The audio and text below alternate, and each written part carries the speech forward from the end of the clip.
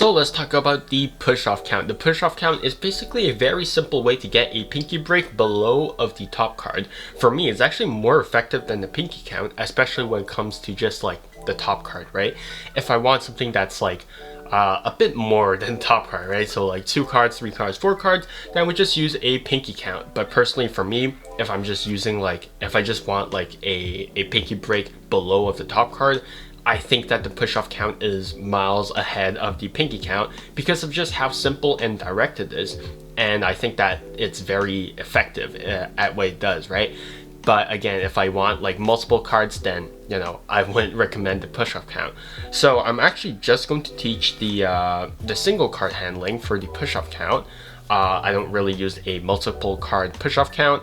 If you really want to learn how to get a pinky break below of more cards than just one, then I would highly recommend you check out the pinky count. I actually made a video on it, and I'll put the link to it in the comments down below. And at its core, I don't really like the move, and it's mainly because of how it's being handled. So if you actually see on social media, you'll see like people use the push-up count all the time, and that's a problem because you shouldn't see people use it all the time, right? If you see someone doing this, right, in full view, then you know that something's off, right? So that's my main problem, is that people do it in full view with no cover, and that's not necessarily good because I like the move, and yeah, but that's why I'm teaching it, because I have, well, one, I have like a couple of finesses, and 2, I can give cover for the move. So I'll just just give you a few ideas on how to cover up the move. Well, just mainly like 1, but without further ado, let's go into the push-off count. So the push-off count actually comes from Professor Hoffman, which he published back in 1876 in his, ever so popular magic book, Modern Magic. So Modern Magic, you can already guess Professor Hoffman, the fact that a move from 1876 basically survived 150 years without changing is pretty indicative of how effective and how simple and how direct it is, right? So you can already tell, like, this is an old move that's survived the test of time, so you can tell like it's a pretty solid move. But the main difference with Professor Hoffman and the way that he does the move now, and the way that like the move is done nowadays, is that when he first presented it in Modern Magic, he actually presented it as a 4-card push-off, right? So he actually used it to get a break below of the top 4 cards. So I'll actually read the passage right now. A quote: "You must, in picking up the cards after the cut, push forward a little with the left thumb the 4 top cards of the lower packet and slip the little finger below," unquote. So he's basically telling you to get a 4-card push-off, right? Which is fine, but personally for me, look at how many cards are pushing off, right? That's a lot of things you're exposing just to get a pinky break, right? Personally, again, I would tell you to use a push off, a pinky count. So yeah. There's also something that Ed Marlowe does, which is a 2-card push off. He mainly does it for a double lift or a double turnover. So I think that's where most people actually do their get readies for their doubles nowadays, right? And he published this back in 1953 in the Cardition. So there's basically a 80-year gap between Ed Marlowe and Professor Hoffman's publication. So that's sort of insane. But yeah, let's talk about the original push-off count. The original push-off count, done with 1 card, right? Because I don't want to like teach the 4-card push-off count. It's not something I do, so I'm not going to teach it, right? It's as simple as that. If I do it and I have touches on it, then I'll teach it. But I don't, so single card push-off, yeah. So I'll just give you basically the full view of what people do on social media and what the basic mechanics of the push-off count is. So this is it. And that's it. That's the push-off count. So what actually happens is this, right? So you're in a dealer's grip. So if you're not sure what a dealer's grip is, you're in a yeah, it's basically just this. Your thumb is on the left edge of the deck, your index is on the upper short corner of the deck, and your middle ring and pinky finger are on the long right edge of the deck, like so, right? And that's basically just a dealer's grip. And so yeah, to get into the push-off count, you're basically just going to curl in your thumb and place it on top of the deck like so, right? It doesn't really sort of matter where you place it, but personally, when I curl in my thumb, it lands to about the center of the deck like so. The very next thing that I'm going to do is that I don't even need pressure. I don't even need to put like pressure on top of the deck. I only need friction, right? So just by placing your thumb on top of the deck, that's enough friction to push off the top card, right? So the very next thing that you're going to do is that you're just going to basically extend your thumb, and you'll notice that this basically just pushes the top card off to the right. So now I have this over here, and if you haven't like pushed the card in your entire life, you'll notice that when I push this card off to the right, I actually need to sort of flatten out my fingers, right? Just sort of, right? To give room for this card to push off straight. So when I extend my thumb, these fingers are sort of flattening out like so, right?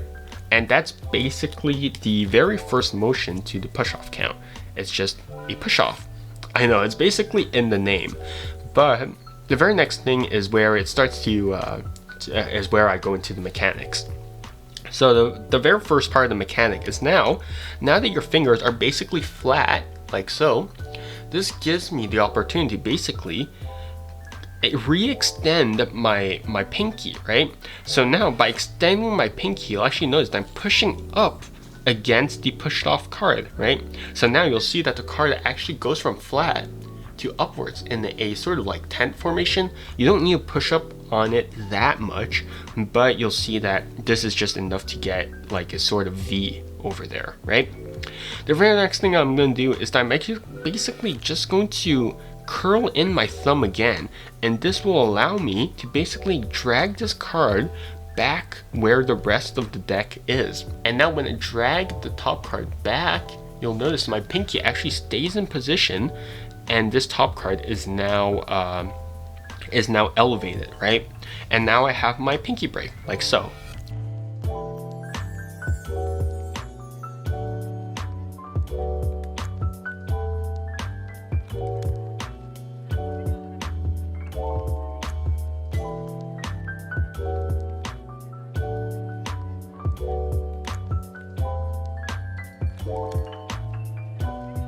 If you're having trouble with maintaining the pinky break, if it just slides out of it like so, there's two reasons why that can actually happen. Is that one, you're actually dragging it too far to the left, and as a result it's actually overextending to the left and it's actually overshooting the deck, which means now your pinky actually like is no longer contacting the bottom of this card. So now yeah, it's actually just like the pinky count is the pinky break is no longer there, right? So you wanna stop once this card hits your thumb, right? So to make sure that like it doesn't overshoot it, because once it overshoots it, you're sort of screwed, right? You sort of need to redo the move again. The other thing that you sort of want to do is that if you're scared of letting the pinky if you're scared of the pinky break just sliding off, what you can do is that you can actually just pin your pinky against the short edge of the deck like so, right? If your pinky is a bit too relaxed, chances are this card will slide off of it, right? So when you're doing this move and you're dragging it back, you also want to move your pinky to the left, right? So you're actually just clenching your pinky as this card is being dragged towards the left like so, right? And this maintains the pinky break throughout the entire process. You're doing this, right? Push up, and now you're doing boop, right? So you can see my pinky is unflattening out and pushing against the deck, and this will maintain the pinky break throughout the entire process, right? Now, the main reason why I'm not necessarily the biggest fan of it is, look, right?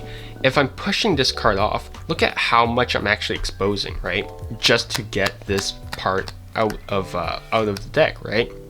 So this is where the second, this is where like my main finesse comes into play, right? Because you honestly don't need this much space to sort of do the move, right?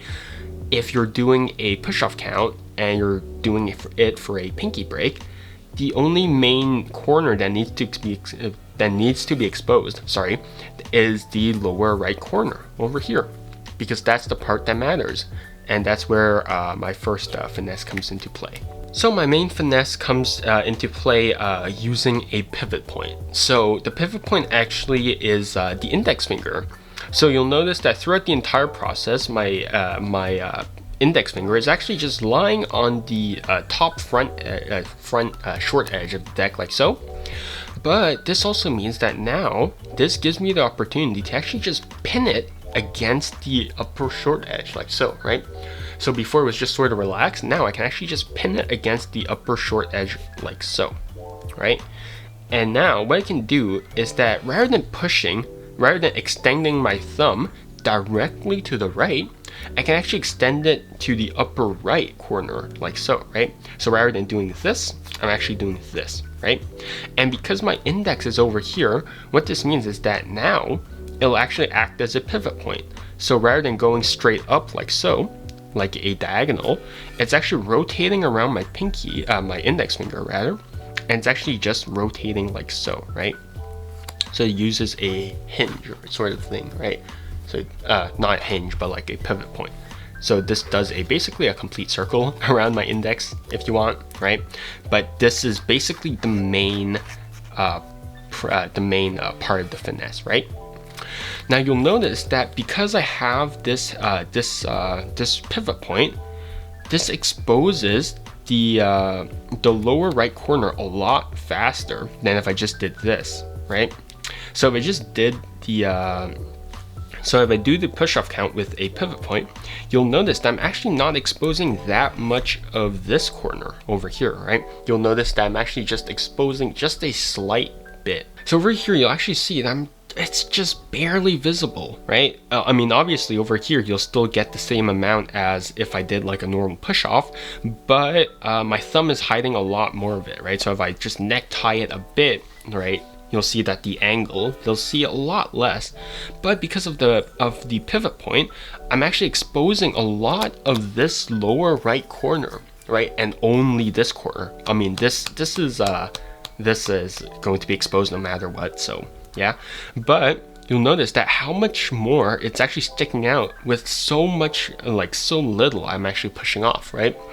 And so now if I just do the same retracting motion and the same like pinky motion of pushing up and retracting, now if I actually do it with a much smaller push off, so I can actually do it from like a much smaller push off. So if I do this, right, and that's it. Right, before, if I want to get a huge part of this out so that I can secure a break, I need to push it off like a fair bit, right, like so. But now I can just do this, right, and it's a lot more, I guess it's a lot faster, and it's a lot more direct than doing this. Because now if I do this, right, I only need to expose a little bit of this corner to just get a pinky break.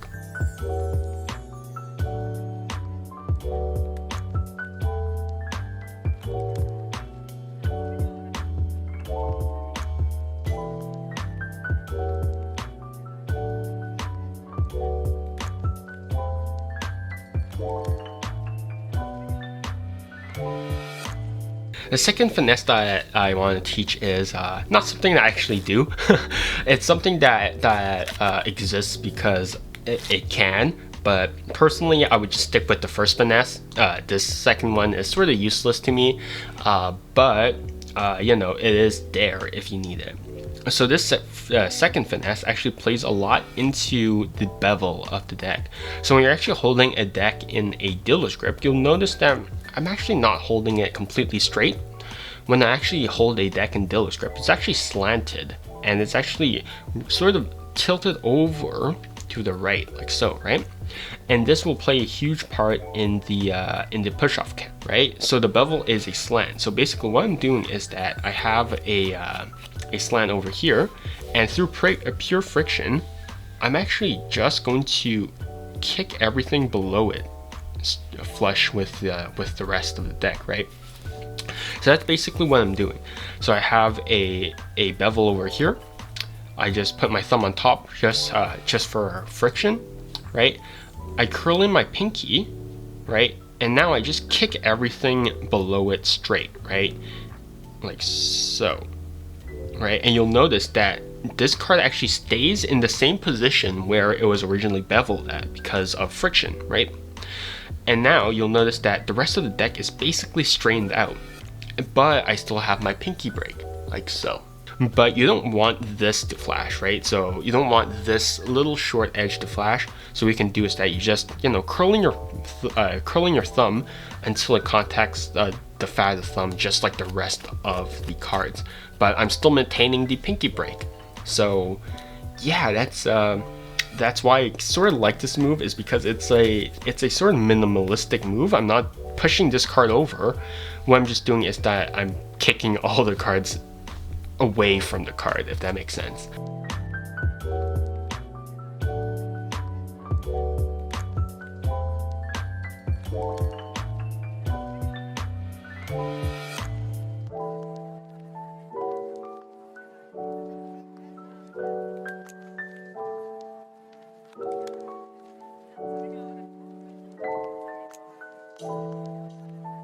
So rather than doing a two motion move, so you'll notice that for the original one, I'm doing a push and then a retract, right?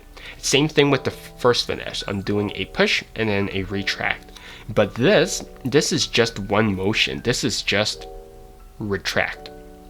And that's the only motion that you need for this Finesse. And it's sort of why I like it, right? You might have a bit of trouble, especially if your deck is sort of new. So this move is a lot easier if this deck is sort of worn in and the cards are sort of bent. So having a bent card on top of the deck will make this move easier, but I can pretty much do it from a straight card as well. So you can see over here, kick everything over. So that's basically just it, right? Just do this.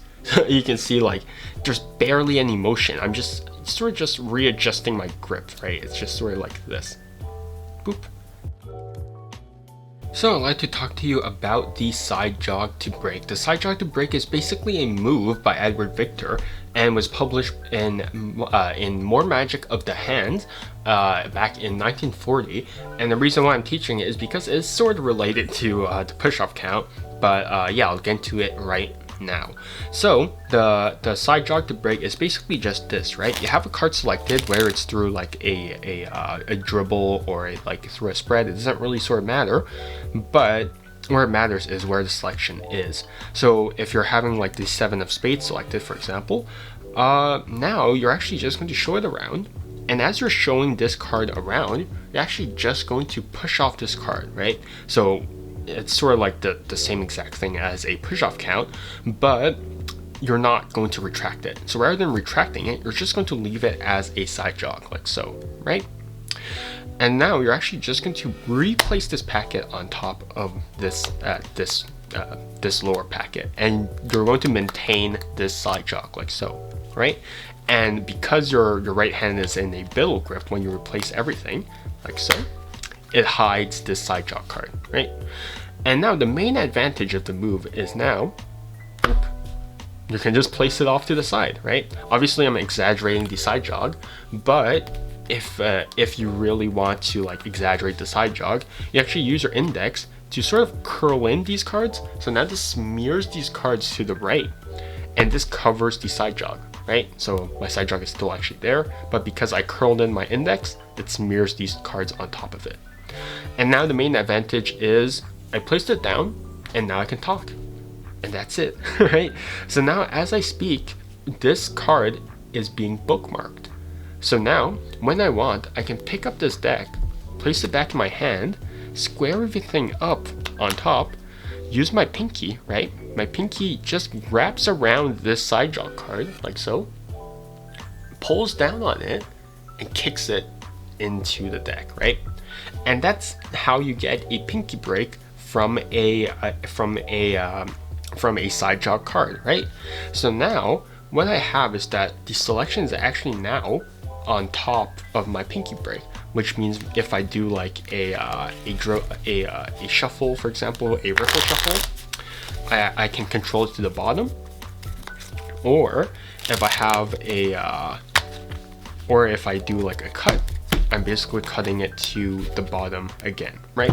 So that's basically the main advantage of a Sidejog to break, right? You're delaying the break using a Sidejog, right? So instead of having, so the Hofzinser thing was doing a Sidejog and then a break immediately, but Edward Victor back in 1940 discovered that, you know, just do a move. You can do the move halfway and then complete the move afterwards, which I think is pretty smart, honestly, because now you can delay the move and, you know, just do the move, you know, partially and then complete it later.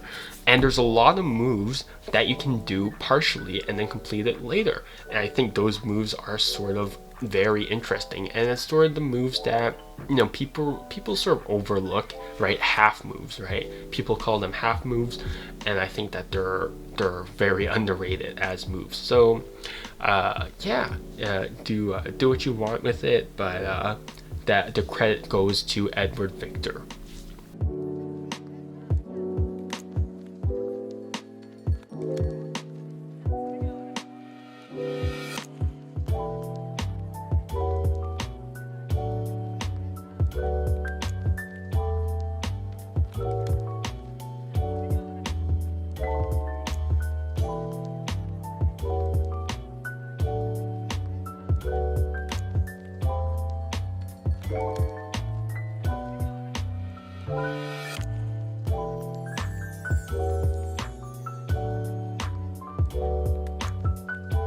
So if you're curious about the push-off count and you want to learn more about the push-off count, there's actually a couple of resources that I want to point to. Obviously, you can look at Modern Magic by Professor Hoffman.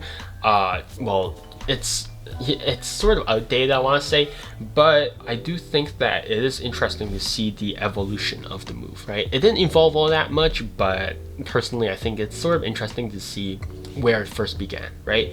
You obviously look at the Cardition by Ed Marlowe. It's being sold as an ebook as on library, so yeah, you can go ahead and look at the original double lift, double turnover used by Ed Marlowe. So that's an interesting thing. Otherwise, you can just apply the move to anything that uses a pinky break, anything that has like a pinky break below of one card, which is basically every effect out there. So, you know, you just go ahead and use it elsewhere. I mean, you don't have to use it, but personally, I think that it is sort of an interesting thing. Oh, also, there's also the Harvey Rosenthal pop-up move, which I taught back in, it's been a couple of months, but you can go ahead and check out the Harvey Rosenthal pop-up move. And yeah, it's also a way to get a pinky break below of the top card, so go ahead and check that out. But besides that, yeah, I hope that you enjoyed the video. It's a very simple move, but I think that the finesses do make it a lot more effective. I still use it to this day, right? Even like across some of the performances that I do, you actually see me do it. Well, not see me do it, but you can see me like sort of do this, right? So I'm crossing my arms and I just do the pinky at the push-off count. So that's another way that you can sort of cover up the move, right? Just cross your arms and just casually talk, right? And then I have my pinky break over here, right? So that's another thing they can do. But besides that, stay healthy, stay safe, and see you on the next video.